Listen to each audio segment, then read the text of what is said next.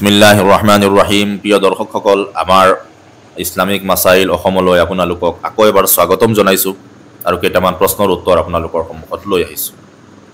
বিসমিল্লাহিৰ ৰহমানিৰ ৰহিম। আজিৰ প্ৰশ্ন হ'ল, দাড়ি বা চুলি ৰং কৰিব পাৰে নে নোৱাৰে? দাড়ি চুলি যদি বগা হৈ যায় ৰং কৰিব পাৰিব। এই বিষয়ে আগতেও এটা ভিডিঅ' কোৱা হৈছিলে যে দাড়ি যদি বগা হৈ যায় বা চুলি যদি বগা হৈ যায় ৰং কৰিব পাৰিব, কেৱল ক'লা ৰং কৰিব নোৱাৰিব।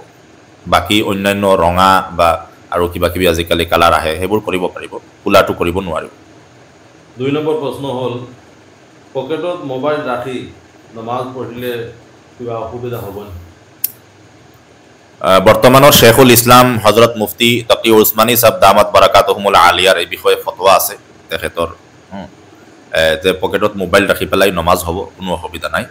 কিন্তু মোবাইলটো ৰাখোঁতে লগত এই কথা লক্ষ্য ৰাখিব লাগিব, প্ৰায় মানুহে ভুল কৰা পৰিলক্ষিত হয় যে মোবাইলটো অন কৰি পেলাই নমাজত লাগি যায় আৰু নমাজ পঢ়ি থকা অৱস্থাত কেতিয়াবা ফোন আহি যায়, ৰিংটন বাজি যায়, যাৰ কাৰণে বাকী মুছল্লিসকলৰ অসুবিধা হয়, নমাজৰ যিটো খুশু সেইটো ভংগ হয়। তো নমাজত মোবাইল লৈ গ'লে, মছজিদত মোবাইল লৈ গ'লে এইটো পূৰা লক্ষ্য ৰাখিব লাগিব যে মোবাইলটো ছুইচ অফ কৰি পেলাই যাতে মছজিদত সোমায়, কোনো ধৰণৰ নমাজৰ সময়ত কোনো নমাজীসকলৰ ডিষ্টাৰ্ব নহয়, এই কথাৰ প্ৰতি পূৰা লক্ষ্য ৰাখিব লাগিব।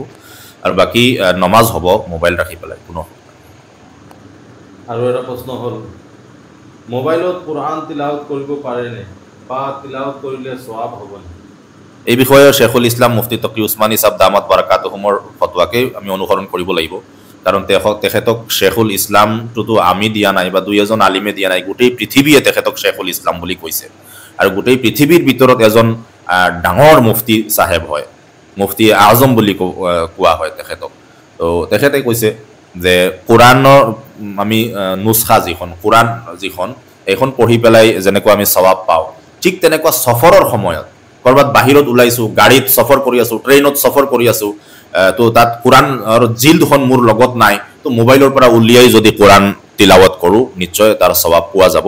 কিন্তু হজৰতে এটা কথা কৈছে যে সেইটো আদত বনাই ল'ব নালাগে, ঘৰত বা মছজিদত বা ওচৰে পাজৰে ক'ৰবাত যেতিয়া আমি তিলাৱত কৰিম তেতিয়া মোবাইলৰ পৰা তিলাৱত কৰিব নালাগে, কোৰাণৰ পৰা চায়ে তিলাৱত কৰিব লাগে। ক'ৰবাত সফৰত যদি যাওঁতে কোৰাণ লগত নাই, তেতিয়া তেনেকুৱা সময়ত আমি মোবাইল চাই কোৰাণ তিলাৱত কৰিব পাৰোঁ, জায়েজ আছে আৰু সওয়াবো পোৱা যাব। আৰু এটা প্ৰশ্ন হ'ল, কোন সময়ত দোৱা কবুল? দোৱা কবুল হোৱাৰতো বহুত সময় উল্লেখ আছে, হাদিছত বিভিন্ন সময় উল্লেখ কৰা হৈছে। তাৰ পৰা এটা সময়টো হৈছে তাহাজ্জুদৰ সময়, সেইটো আটাইতকৈ বেছি মানে উপযুক্ত সময় দোৱাৰ কবুলিয়তৰ কাৰণে। যে তাহাজ্জুদৰ সময়ত যিটো দোৱা কৰা হয় সেই দোৱাটো আল্লাহ তাআলাৰ ওচৰত কবুল হৈ যায়, আৰু এই বিষয়ে বহুত হাদিছ মজুদ আছে। তাহাজ্জুদৰ যোনটো সময় এইটো হৈছে বৰ মকবুল সময়। তো কাৰোবাৰ যদি কিবা পৰেশানী আছে বা কিবা হাজত আছে, তাহাজ্জুদৰ সময়ত উঠি পেলাই তাহাজ্জুদৰ নামাজ পঢ়ক আৰু তাৰপিছত আল্লাহ তাআলাৰ ওচৰত দোৱা কৰক, এই সময়ত আল্লাহ তাআলাই দোৱা কবুল কৰে।